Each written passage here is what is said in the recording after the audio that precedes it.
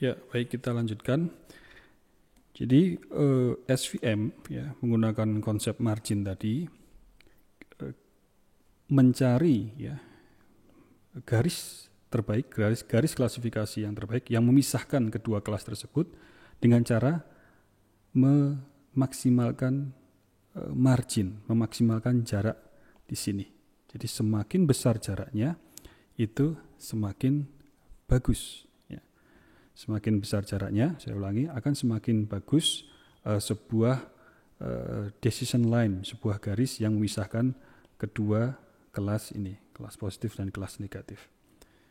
Jadi itu ya, SVM semangatnya, tujuannya ya, secara dengan bahasa yang lebih mudah, itu mencari garis klasifikasi terbaik dengan cara memaksimalkan margin.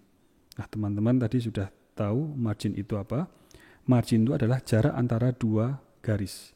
Garis yang melewati support vektor yang ada di kelas positif dan garis yang melewati support vektor yang ada di kelas negatif.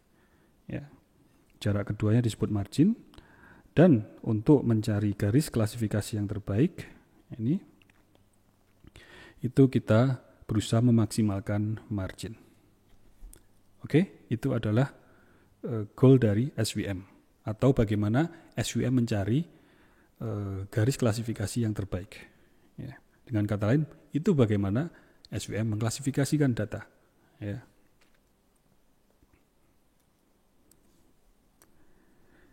Oke, jadi kriteria dari garis klasifikasi yang terbaik adalah salah satu garis yang mempunyai margin yang paling besar.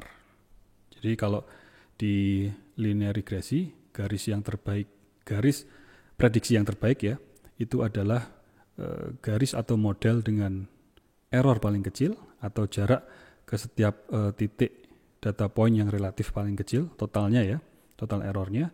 Kalau di sini garis yang terbaik itu garis klasifikasi ya. Kalau di linear regresi garis prediksi, di sini garis klasifikasi. Itu yang memiliki margin paling besar. Ya. Nah, kemudian teman-teman juga pahami kalau di linear regresi kita menggunakan seluruh dataset untuk menentukan garis yang terbaik tersebut, ya, garis prediksi yang terbaik. Di sini di SVM untuk menentukan garis atau model klasifikasi yang terbaik yang memisahkan kedua kelas itu kita hanya menggunakan sebagian training sample. Training setnya, sebagian training set saja, sebagian kecil malah practically yang disebut dengan support vector. Support vector adalah data point yang letaknya paling dekat dengan garis klasifikasi. Oke. Ya, sekarang kita masuk ke dalam konsep yang lebih formal dari SVM. Oke. Di sini kita akan mulai menggunakan terminologi hyperplane ya. Hyperplane itu apa? Ya garis tadi. Dalam konsep dua dimensi, sebuah hyperplane itu garis ya. Nanti dalam konsep lebih dari dua dimensi kita akan sebut sebagai hyperplane. Oke, mulai saat ini kita akan gunakan hyperplane ya. Hyperplane ini adalah garis yang memisahkan dua kelas, model yang memisahkan dua kelas tadi ya. Oke, nah sekarang kita butuh memformulasikan garis yang memisahkan dua kelas, garis yang melewati support vektor baik di kelas positif dan kelas negatif. Ya, nah, jadi kita butuh hyperplanes untuk kelas positif. Apa itu kelas positif? Jika nanti prediksi kita itu ya, input hasil hasil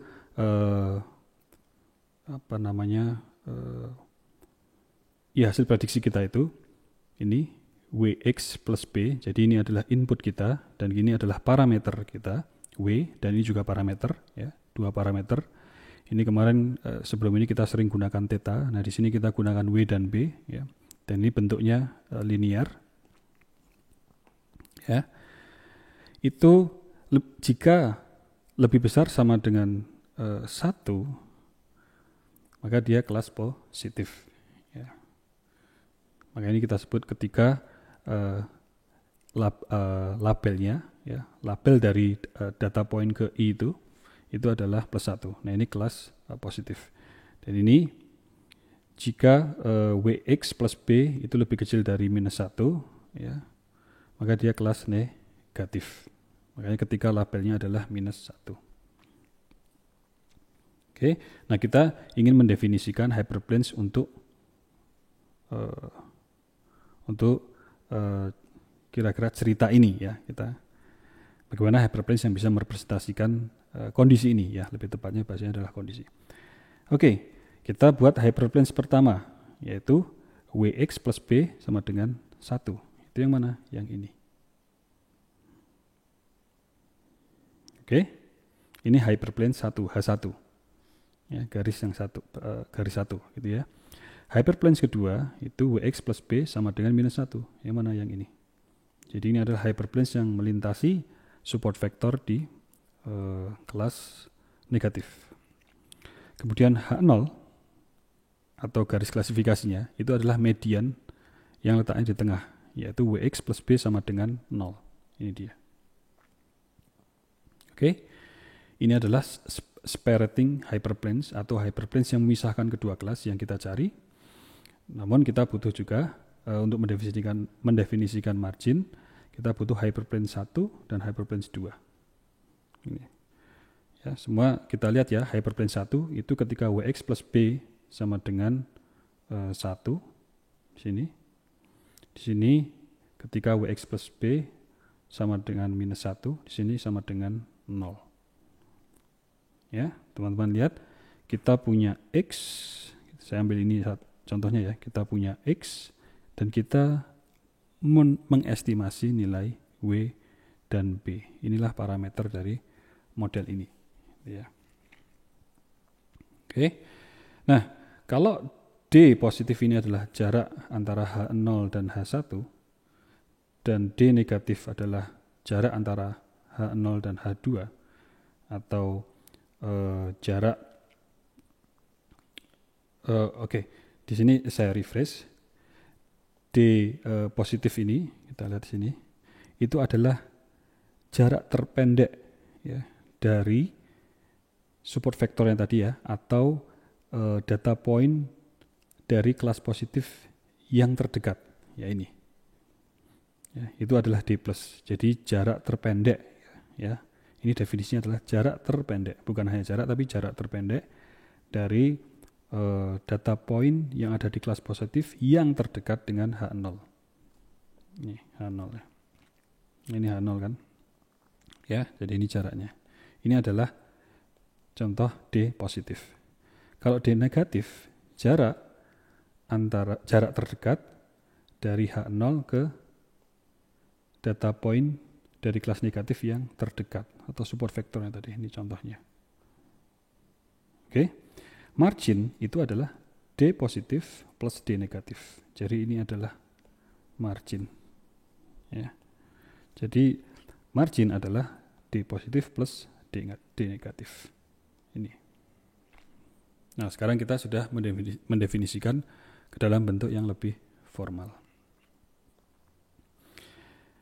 Oke.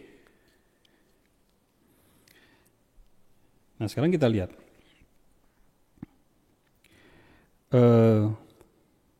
Untuk ya ini pengingat kita saja ya. Untuk menghitung jarak dari sebuah data point, contohnya X0, Y0 ya, ke sebuah garis AX plus BY plus C, kita lihat di sini. Jadi ada dua variabel ya. Dan ini dua koefisien atau kalau kita tadi W1, W2 gitu ya. Dan ini adalah mungkin kita bisa maknai W0 atau kita sebut C saja ya. Ini adalah parameter-parameternya. Nah, itu formulanya adalah seperti ini. Ya. Ya. Jadi AX plus BY plus C ya. Kemudian dalam bentuk seperti ini, kemudian dibagi dengan akar dari A kuadrat plus B kuadrat. Jadi yang diambil di sini hanyalah bobotnya atau koefisiennya atau parameternya. Oke, dengan formula seperti ini, maka kita bisa hitung jarak antara H0 dan H1 dengan bentuk yang sama. Ya, H0 dan H1, maka kita punya di sini Wx, W kali X, ini dot product ya, karena ini vektor kan, W itu vektor, X vektor, Wx plus B per ya, ini norm dari vektor W. Ini kan, ini adalah norm ya, Euclidean norm. Jadi ini adalah bentuknya sama, jadi ini sama persis ya. Hanya saja ini dijabarkan, kita punya vektor A dan B, di sini W1, W2 umpamanya ya, kalau dua vektor gitu. Intinya kita mencoba menggunakan formula ini ya, dapatlah kita dalam konteks hyperplane yang kita punya itu bentuknya seperti ini. Nah, kalau kita sederhanakan, dia adalah 1 per norm dari W. Jadi ini jaraknya, di sini bisa kita tulis jarak ini itu adalah 1 per norm dari W. Oke. Karena margin adalah D plus P, ditambahkan dengan D minus, maka margin itu adalah 2 kali 1 per norm dari W. Nah, di sini adalah 1 per norm dari W, dan di sini adalah 1 per norm dari W, dijumlahkan untuk mendapatkan margin, maka ini adalah marginnya 2 per norm dari W. Oke, karena 2 kali ini dan ini, jadilah 2 ini. Oke, sekarang teman-teman perhatikan ini. Supaya, ini kan margin ya, ukuran margin ya. Supaya besar, kan kita ingin memaksimalkan margin tadi kan. Ingin memaksimalkan margin jarak ini. Kalau ini adalah marginnya ya. Supaya besar bagaimana? Maka pembaginya harus kecil kan. Benar? Jadi untuk memaksimalkan margin, kita perlu meminimalkan norm dari W-nya ini. Ya, untuk memaksimumkan margin, kita perlu mengecilkan pembaginya. Ya, semakin ini kecil, maka semakin besar marginnya. Dan semakin bagus kriteria dari hyperplane, separating hyperplane-nya. Hyperplane yang memisahkan kedua kelas tersebut. Baik, nah dari situ kita akan mencoba nanti memformulasikan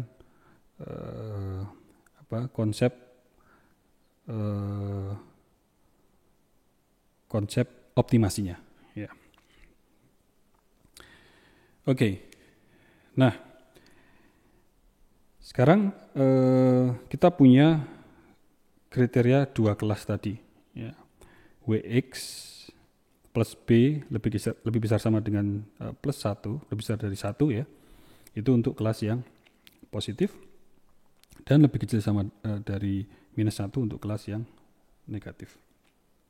Itu bisa kita kombinasikan ke dalam satu formula saja, yaitu YI kali WXI ya, ini dot product, plus B itu lebih besar sama dengan 1. Ini meringkas yang 2 ini tadi. Ya, jadi kalau di sini kelas negatif, dan ini adalah prediksinya juga negatif kali negatif itu positif. Kalau di sini kelas positif, dan di sini juga kelas positif, juga lebih besar sama dengan 1. Oke. Nah, sekarang kita membuat formula optimization-nya ya, optimasinya seperti apa. Nah, ini bentuk yang pertama, kita sebut sebagai primal optimization problem. Ya. Ini bentuknya adalah quadratic optimization problem atau quadratic programming. Ini cirinya ya. Itu ada setengah, dan ini di sini kuadratnya. Oke, jadi kita ingin meminimize formula ini. Ya, kita ingin minimize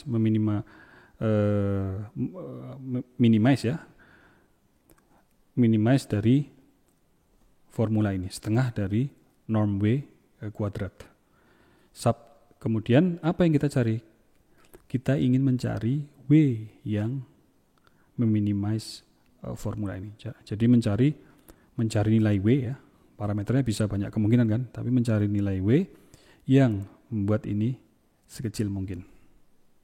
Oke, subject to apa maksudnya? Ini adalah constraint, limitasi. Ketika kita mencari W, apapun itu, maka ini harus terpenuhi. Maka disebut constraint. Ya, sesuatu yang harus dipenuhi. Apa yang harus dipenuhi? Ini yang barusan kita bahas tadi kondisinya. Ya. Dari Y, ini label yang ada di training set kita. Kemudian ini adalah komputasi kita. Itu jadi kalau ini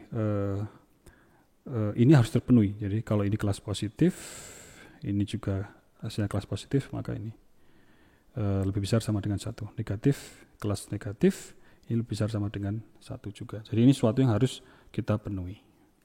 Oke, ini adalah bentuk primal optimization problem. Ya, jadi kita mencari nilai W yang meminimalisir ini dan memenuhi kriteria ini. Ya, ingat ya, kita punya Y, ini punya di training set kita, punya X di training set kita mencari nilai W dan B. Ya, B ini sebenarnya bagian dari W juga kan, ya. Atau teman-teman mau juga begini juga, nggak apa-apa. Oke, ya.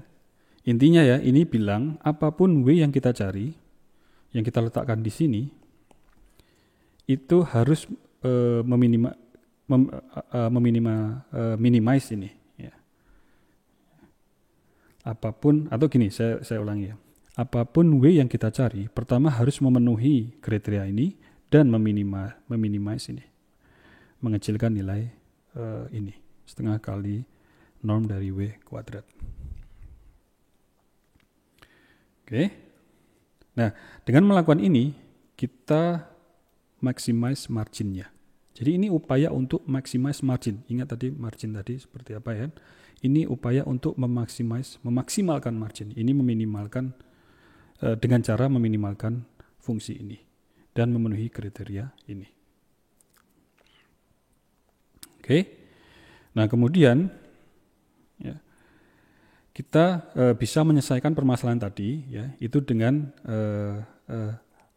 Lagrange multiplier ya, Lagrange multiplier. Ini satu konsep yang nantinya akan memudahkan ketika kita extend ke kasus-kasus yang nonlinear. Ya. Jadi ini di sini kita singkat saja supaya konsep yang kita bangun tadi tidak terlalu dipusingkan dengan detail dulu ya. Jadi ini kita membangun konsep.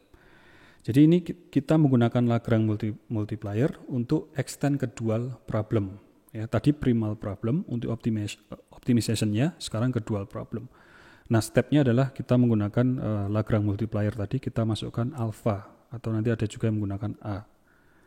Oke, dan A ini adalah, alpha ini adalah nilainya lebih besar sama dengan 0, jadi selalu positif. Oke, di sini kita lihat, kita ingin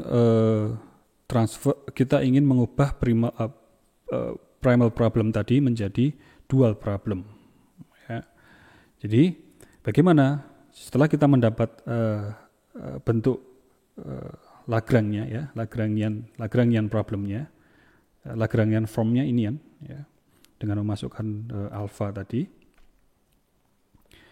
itu kalau kita lihat partial derivatifnya ya dari fungsi L tadi, fungsi Lagrange tadi, Lagrangian formnya terhadap W ya, fungsi L ini, maka kita dapat W itu ya, parameter yang kita cari itu sesungguhnya adalah nilai dari alpha nih ya, Lagrange multipliernya kali Y kali X. Oke, ini kita set ke 0, jadi ini kita dapat seperti ini. B juga ya, partial derivatif dari L terhadap B kita set jadi 0, maka kita dapat term seperti ini. Ini menjadi kondisi yang bisa kita gunakan untuk membangun dual form tadi. Oke, sekarang kita singkat ceritanya, kemudian memasukkan bentuk W dan B ini ke dalam fungsi L tadi, ya, kita masukkan, kita dapat bentuk yang seperti ini. Dan inilah nantinya menjadi bentuk dual form kita. dual problem ya, dual form dari optimization yang kita bangun ya. Jadi yang tadi kita minimize, di sini kita menjadi maximize. Kita mencoba maximize fungsi dual problem ini ya. Fungsi dual ini dengan mencari alfa yang terbaik ya, yang membuat ini optimum. Ya. Nah, disinilah kenapa kita harus capek-capek ke dual problem ya, tanda kutip. Kenapa nggak kita selesaikan saja dalam bentuk seperti ini tadi? Ini, apakah ini bisa? Ini bisa. Ini sudah memberikan margin yang maksimum. Tapi dengan kita mengubah ke dalam bentuk dua problem ini, apa keuntungannya? Keuntungannya kita lihat di sini, bahwa di sini bentuknya lebih tanda kutip sederhana. Kenapa? Karena di sini adalah dot product atau inner product dari input kita. Apa ini keuntungannya? Ketika kita extend ke kasus yang non-linear, nanti kita lihat ya. Jadi tujuan membuat ke dalam dual problem supaya nanti memudahkan ketika kita extend ke kasus yang non-linear. Ya. Jadi ini kita berasumsi masih X-nya adalah linear. Ya. Kita berasumsi sejauh ini X adalah linear. Dan inilah bentuk optimasi yang membantu kita menemukan hyperplane atau garis klasifikasi yang terbaik. Jadi ini adalah bentuk optimasi yang memaksimalkan margin. Secara tidak langsung memberikan garis klasifikasi yang terbaik. Gitu. Oke, bentuk dual problemnya. Nah, nanti di sini ingat ya, kita ingin mencari alfa ya, yang memaksimalkan fungsi dual ini. Ya. Jadi kita lihat, kita ingin mencari ini sesungguhnya. Ya. Oke. Loh, di mana W? Nanti setelah kita dapat alfa ini, kita bisa menghitung W. Jadi optimasi kita ini adalah untuk mencari alfanya. Ini adalah parameter yang kita cari. Ini dan ini ya. Ingat, Y dan X adalah training kita. Bagian dari training set kita. Sudah ada. Yang kita cari adalah ini. Jadi kita mencari alfa ini yang apa? Yang memaksimalkan ini. Jadi nanti ada perhitungan di sini yang membuat L menurun, ada yang membuat L naik juga. Yang kita cari adalah yang naik. Ya, dengan begitu kita akan menemukan nilai fungsi optimasi ini yang terbaik. Gitu. Nah, secara intuisi, ya, nanti nilai alfa ini sebagian besar adalah 0. Ya, sebagian besar adalah 0.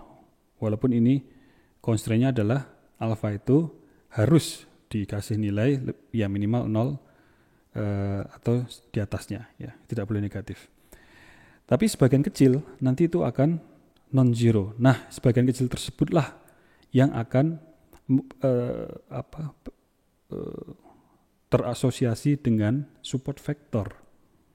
Gitu. Jadi nanti nilai ini sebagian 0, ya. Tapi yang non-zero, yang tidak 0 itulah yang terasosiasi dengan XX data point tertentu yang menjadi support vector. Jadi support vector itu dalam konteks ini nanti adalah data point di mana alfanya tidak 0.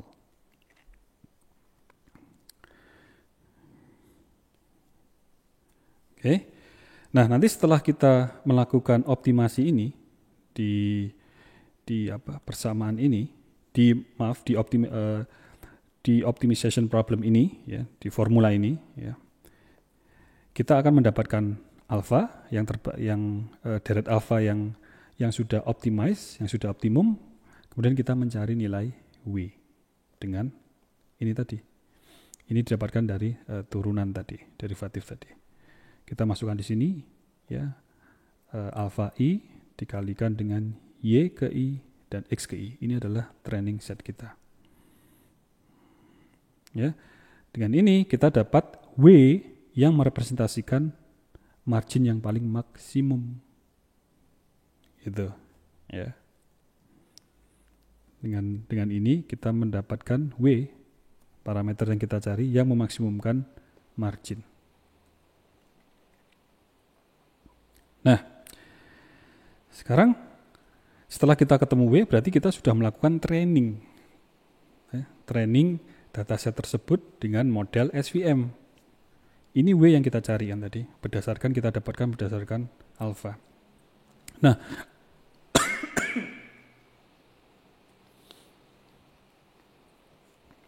mohon maaf. Mohon maaf. Kemudian untuk mengklasifikasikan data point yang baru, itu bagaimana? Ya, ini contohnya kita punya X hat ini adalah data point yang baru yang ingin kita klasifikasikan. Kita masukkan dalam fungsi fx. Bagaimana bentuk fungsinya? Itu ya W yang kita dapatkan tadi, ya tentu juga B-nya ya. Kemudian dikalikan ini dot product dikalikan input kita tadi. Bentuk detailnya adalah seperti ini. Ya, bisa dilihat ya. Bentuk detailnya seperti ini. Nah, yang kita lihat adalah hasilnya itu positif atau negatif. Kita lihat saja. Ya. Kalau positif, maka dia kelas positif. Kalau negatif, hasilnya, ya sign-nya, maka kita klasifikasikan ke dalam kelas negatif.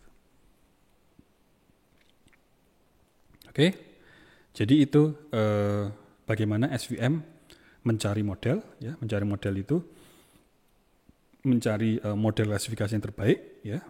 Dengan cara pertama melakukan optimasi di sini, dapatlah alfa terbaik, ya, Lagrange multiplier terbaik ini tadi. Setelah dapat alfa, kita cari W, ya, dengan formula ini.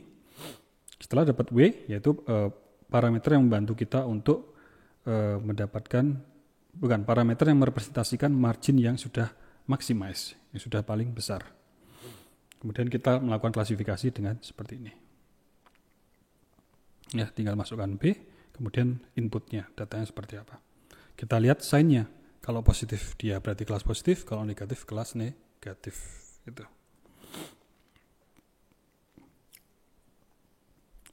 Oke, nah sekarang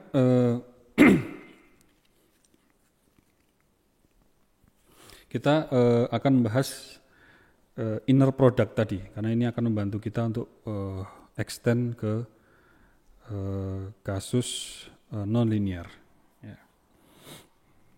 Ya, ini coba kita fokus ke sini, inner product-nya, ya, atau dot product dari input kita. Ya. Nah, kita lihat, ini bayangkan, ini kan sebenarnya data point kita ya, kita masukkan dari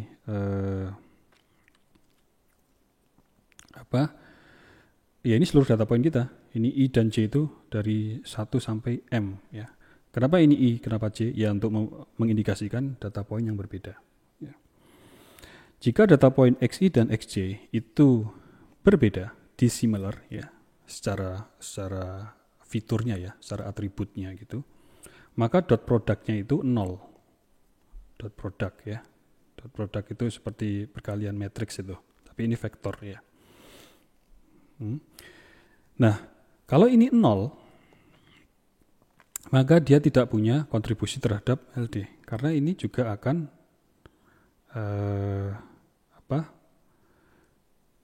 ya tidak memberikan apapun nilainya. Di sini 0 gitu.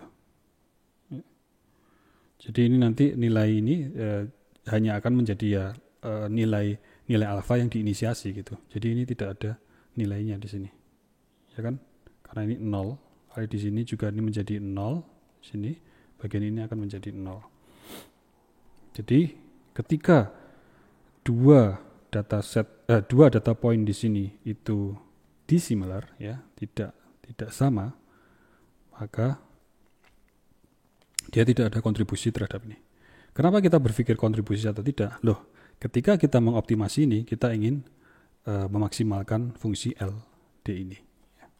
Kita ingin memaksimalkan fungsi optimasi ini. Oke.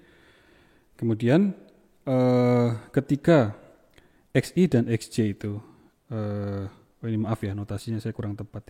Ini harusnya begini ya, seperti ini ya. Ini jadi notasi ini kurang tepat.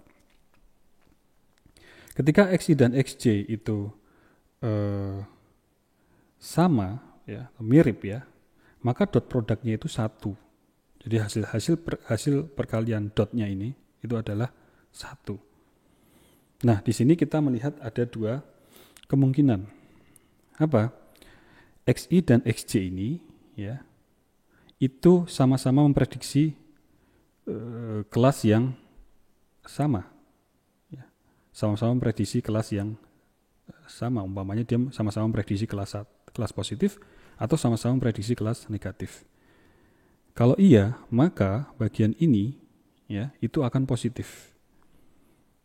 Ya, bagian ini nilainya akan positif. Ini. Kalau di sini positif, umpamanya positif 1 dikalikan minus setengah, maka menjadi negatif. Justru kalau ini sama-sama memprediksi kelas yang sama, ini akan menjadi faktor pengurang yang lumayan ya kita nggak tahu berapa besar ya. Jadi faktor pengurang. Padahal kita ingin memaksimalkan L. Ya. Yang tadinya ingin memaksimalkan, di sini malah justru mengurangi. Jadi dia mengurangi nilai L. Nah ini bukan yang kita cari. Jadi maksudnya?